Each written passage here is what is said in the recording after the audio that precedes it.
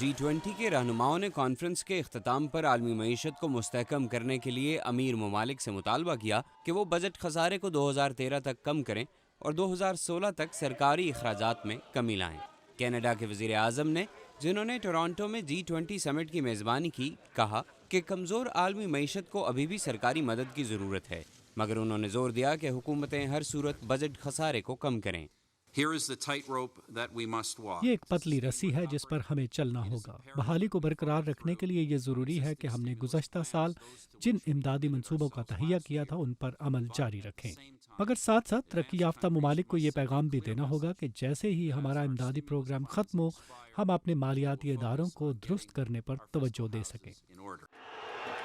یونان میں قرضوں کے مسئلے پر حکومت کے خلاف ہونے والے حالیہ مظاہروں نے بے تحاشا سرکاری اخراجات پر تشویش پیدا کی ہے۔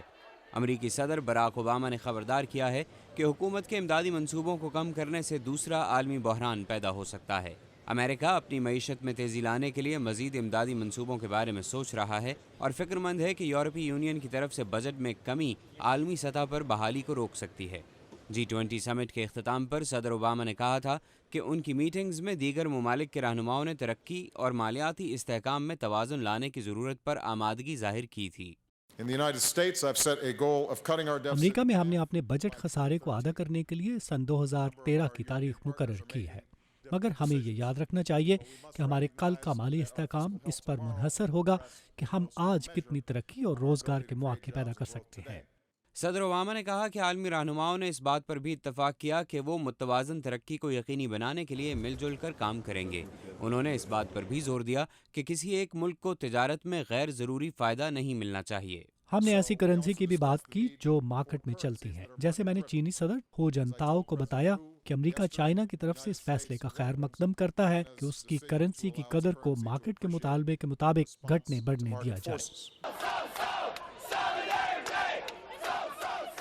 اسی دوران مظاہرین G20 کانفرنس کے باہر احتجاج کرتے رہے اور معاشی گلوبلائزیشن اور ٹورانٹو میں سمٹ پر کیے جانے والے خرچ کے خلاف اپنی آوازیں بلند کرتے رہے۔